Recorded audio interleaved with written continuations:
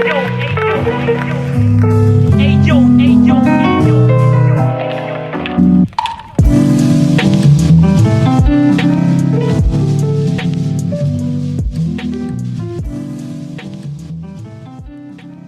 project is a no-profit foundation about visual art and photography. If you want to help us, just drop a donation on buymeacoffee.com/BerlinExplorer. So welcome to this 15 minutes of experience, and today I'm with Gianluca Mortarotti. And welcome, Gianluca. Thank you, Emiliano. So really, it's a pleasure to be here. Thanks for having me. So also for me, it's a pleasure. So as you know, the first step is to introduce a bit yourself, and I will love that you can say where you come from, where are you based now, who are you in general, what kind of, I don't know, if you're doing another job or else, just tell us who you are. Yeah, sure, no problem. So I'm Gianluca. I'm from Italy, from Rome. I'm born and raised in Rome. I've been living in Rome since I was 27. Then I moved to the Netherlands for a bit more than three years. I was living in the Rotterdam area. And now I'm based in London. I work as a facade engineer, so photography is not my main job, even though I wish it was. But what pays my bills is facade engineering. So I work for a consultant engineering firm in London. And yeah, I try to do photography as much as possible in my free time, basically. It's never enough, but when I go out shooting, I try to make the most out of it. And my story, just to give you a bit more of background of my story with photography. So my father is a photographer. He's a wedding photographer. So for me, photography has been always around, like for the whole life. So I've been helping him doing weddings, so shooting since I was like 17, 18. I was going with him shooting at weddings, but also before when he was working on films, he was developing his shoots in darkroom. So I was helping him developing the photos in the darkroom, in the basement of his shops in Rome. So for me, photography has always been part of my life, even though at the beginning I was not really interested in it.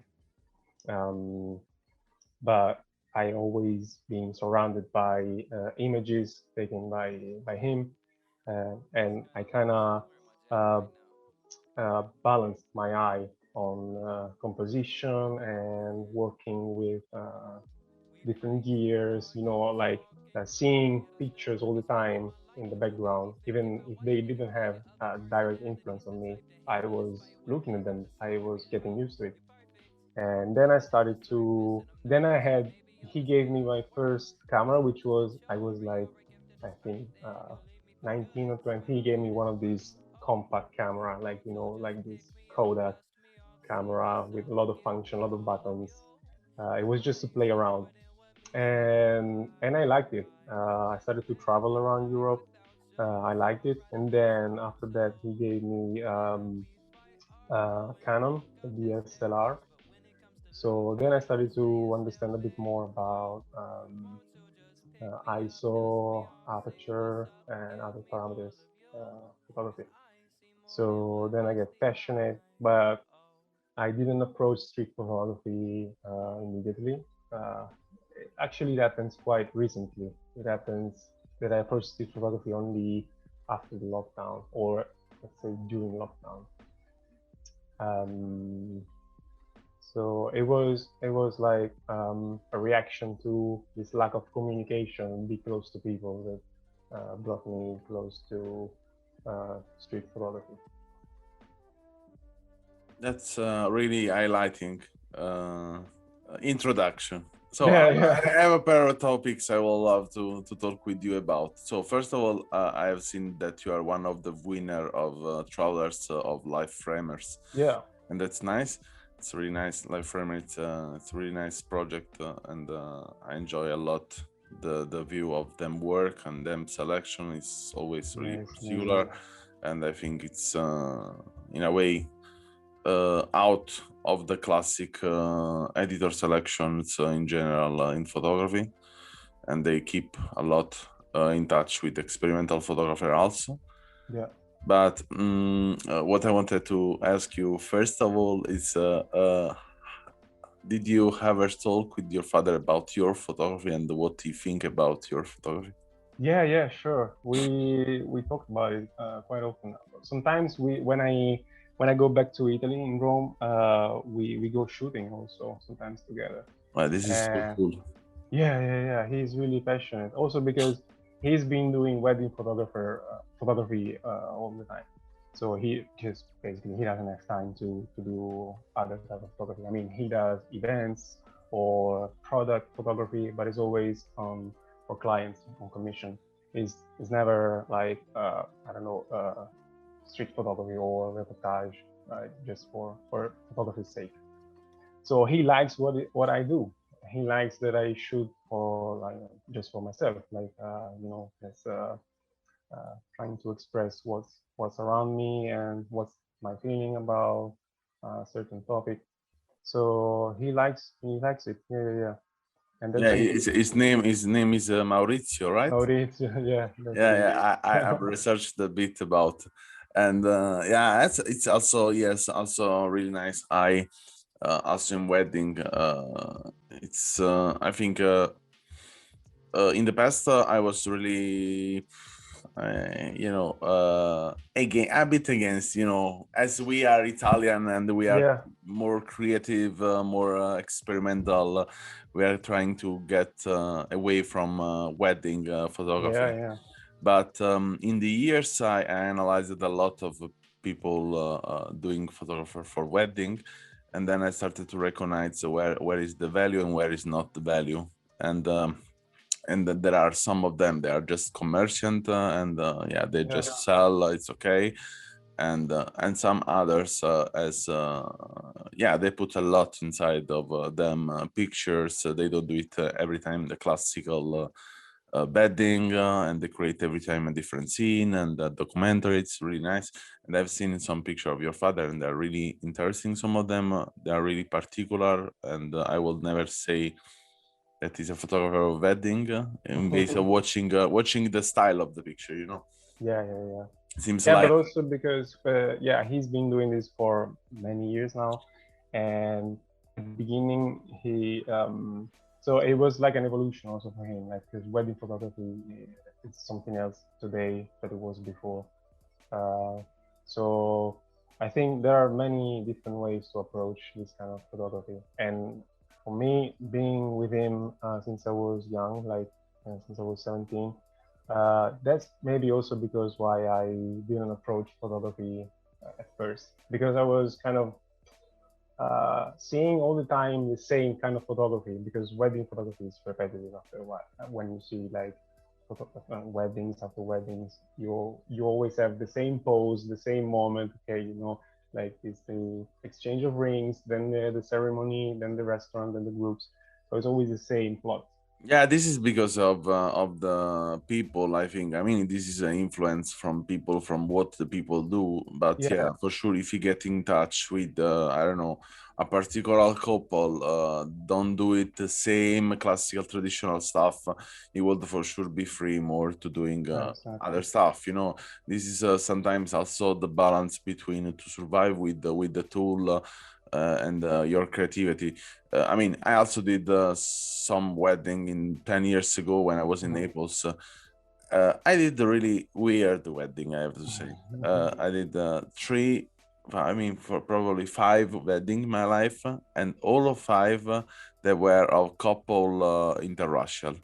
So there was, Romanian, Polish, Italian, and so Yeah, on. American. And it was always a different ceremony, and I was never prepared for any of these. yeah. And it was so funny. But let's talk about you now. Yeah, And you are based in London right now, right? yeah.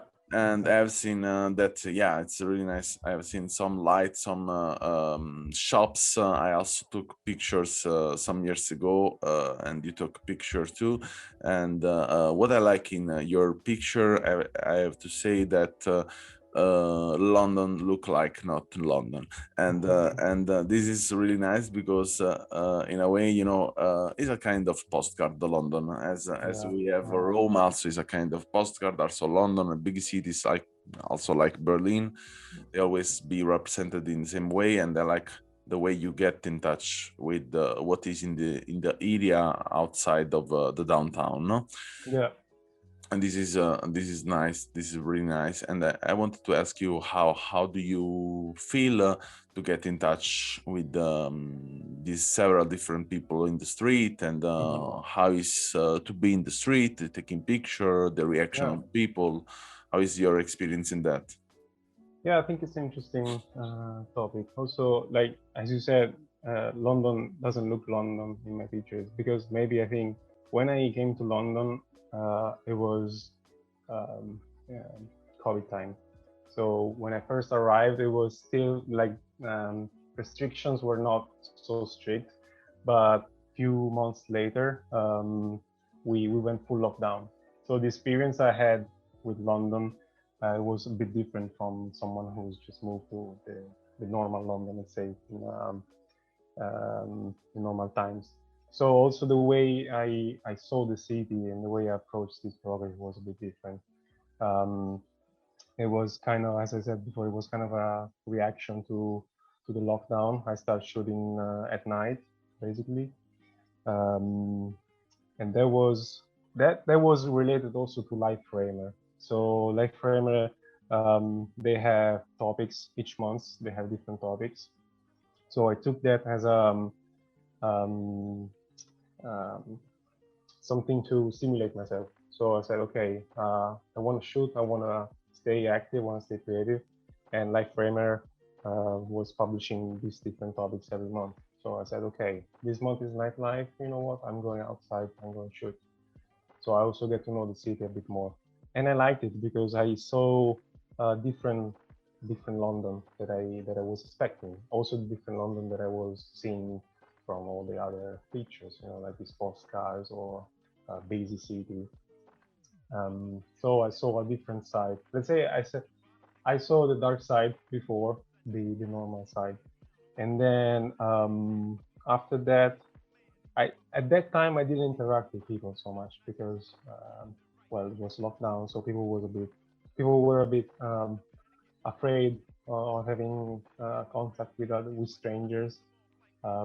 So it was just investigation of the street at night at the time.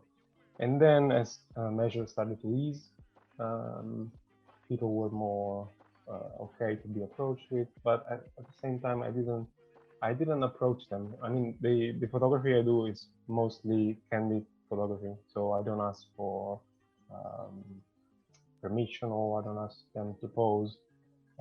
It's just that I want to capture the moment spontaneously. Um, Yeah, and without to touch the situation. I mean, yeah, yeah, I totally get the point, and I also do it. That it depends the subject I have in the street depends of the situation. There was a situation, for example, was so funny that someone stopped at me in the street and he said, "Yeah, hey, why you take a picture of the this stuff?" I was taking a picture of food smashed in the street, mhm, yeah, and I said, "Yeah, I don't know. I collect food smashed in the street. mhm. I don't know, ink stuff." And he said, he stopped at the first second and said, "Yeah, food smash is good, Okay. but vomit is better." Oh my God. And the I said, "No, I have to take a picture of you. Can I take a picture of you?" Because Now we have a story. I have to frame your face for this Yeah, stuff you of said. course. And yeah, Yeah, there are some situations. Yeah, I took a lot of picture in the street without asking, and there are sometimes there's someone look at you, you look at him or her. yeah, yeah, Say, you know what the fuck? I ask, and yeah, sometimes it's just to interact. Depends. It's difficult in Berlin for me because Germany, Germany is totally different from English. But in London, I had not the experience. I was not too much there. I was just 15 days, so then I could not really experiment my photography there. But yeah, I will love to probably. I mean, if it was not so fucking expensive as it Yeah. is, I will spend for sure 2 months there trying to make street photography, asking for people to not to pose but also to be there. No, because Yeah, yeah. sometimes happen here that. I see a group of guys together and they say, "Hey guys, can I take some picture of you? I just stay around. Let's do it like I'm not here. I just want to take some picture of your time together, like this." Yeah, but I think in London, London people are really better, so you can easily find someone who's pissed of you taking a picture, or someone who's totally okay, or some curious that maybe see you. Like I was in Soho and it was full of people, and I was shooting a barman, and a girl approached me, "Hey, what are you doing? What are you taking pictures of?" And I said, "Oh, I'm just taking street photography. I'm just taking picture of that guy because I think he's cool. He's in a nice, in a nice framing." Yeah. And she was interested in what I was doing, and I was not shooting at her. So I think in this case, you could also say, okay, if you're interested, we can arrange a shooting or something. Yeah, So yeah, some totally. curious are just approaching you. Yeah, there are some moments where you can get in touch with the people. There are moments that you cannot really get in touch with people, and there are also moments that you have to fight with someone Yeah, because yeah, probably sometimes you are not really taking the picture of that person, but yeah, they they think, convince you and stuff like that. yeah, yeah. Is what it is. And I wanted to know also what so which feeling they are more deeper in your work as a photographer in this case. There was some experience you did it that touched you in a way more strong, deeply. Did you I don't know, encounter someone in the street uh, gave you a strong feeling of connection? That's interesting. I think the strongest I had as a period, let's say, was when I was shooting at night, and it was a feeling that I had on myself. So I was shooting, and I was feeling a bit of not in danger, but I had to keep my eyes open because I was shooting at night. I wasn't shooting in central London where usually um, it's a safe area, let's say, like the most uh, frequently um, where frequently people are just chilling. I was shooting in other areas where people are looking at you, they're suspicious about you. So that was a really strong feeling I had, and I liked it because it kept me awake. I was feeling the adrenaline of being in the street. Besides that, the contact I had, as I said, I don't interact much with people, but I try to get a connection to the picture. So usually when I manage to get a eye contact in the pictures, then I feel that the other person is trying to communicate something with me, and then the interpretation that I have is probably different from what he or her or she is feeling. Um, and Another thing that's a funny one that happened that it was not planned at all, but I took a picture of this family. I was in a village on the beach and the east coast of England. And I was going back. I was going to the station, taking the train, and I saw this family of a girl with five little girls, and I I had to take my camera because I was going away, so my camera was away, was in my bag. So I took the camera back and quickly I set the gear, set the ISO and everything, and I took the shot. Um, and then a few days after, another photographer got in touch with me saying, "Hey, I bumped into your picture and saw that this family um, it has a channel and they go around like they dress all the same. They are like LGBT family. They have a channel. They're trying to send a message, and then I got in touch with them, and they were like, "Oh, thanks for taking the picture. It's really nice. I think it's good to create this sort of connection in a spontaneous way." So then, in that moment, I feel like that photography, even if it's not set up, it's not arranged, can create connections anyway, and that was really something I was happy about. Yeah, totally.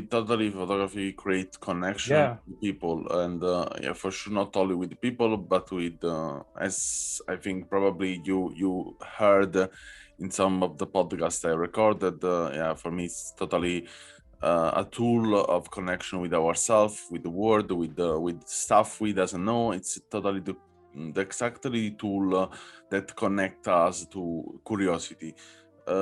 In a way, I think, yeah, photography is a really amazing tool to give more effort to the word we know, and to give them more meaning, more value in the meaning, because we can give them also an images in this case. For example, the work of Roland Barthes about the etymologies of the word, so the meaning of the words, so to give the significance to the meaning, and then to relate these images to our different kind of meaning of just one word. So now we can say it's really nice, the point that we can say today table in different languages, in really several languages, and realize in our mind there are thousands and thousands of different kind of table. No, yeah, I just keep a word really simple for everyone, and but we can also recognize this table in stuff is are not table, but in our vision as photographer, or just um, people are watching that photography, we can relate different form and shapes. yeah. Even to objects. Yeah. If Yeah, you take one picture of a table, then it means nothing. But if you make a series, let's say, or you take 1,000 pictures yeah, of different tables all around the world, all in different places, then you're telling a story, or just yeah, totally. yeah, So of a society through an object. a last question I want to ask you is, did how is the difference between to shoot in Italy and to shoot abroad? Ooh, that's a good one. It's a lot different for many reasons. Maybe first of all, I think because being a local, it gives you a different view of the place you are shooting. Um, so like also being in a different place in different country, you feel more interested in what you are seeing, and that gives you more inspiration maybe. Um, but also the city itself and the people that are populating the city are different. So I think, um, for example, I've been shooting in Rome sometimes, but I didn't feel the same inspiration that I had in London. Maybe because London is not my city, so I feel more inspired.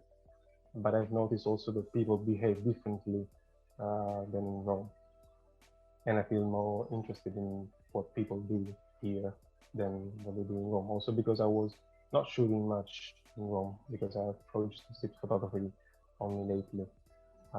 But I would like to experiment a bit more in Rome or in Italy. But there are so many other cities I would love to shoot, to be honest. Yeah. So thank you a lot, Gianluca, for your time. Yeah. We went over the 50 minutes, like, but Of this is my standard. It's going over the 50 minutes. And that's why I changed the description recently, and I wrote the aim of the this podcast is to doing at least 50 minutes of 50, yeah. experience. Will be more realistic. Yeah, yeah. It's much more realistic, yeah. Yes. So, and I want to thank you a lot, and for sure we will get in touch to doing more collaboration with you, Yeah, and absolutely. yeah, to empower more that vision of of yours, and I thank you a lot again. And if anyone want to see the work of Gianluca, link in description. If you want to send a vocal message, will be really nice to get in touch also with him in this way. You can just click the last link in the description. And for anything else, we are here. Thank you a lot. Thanks a lot. Thanks for listening to our podcast. Learn more about our project at allmylinks.com/BerlinExplorer or visit our Instagram and follow BerlinExplorer project.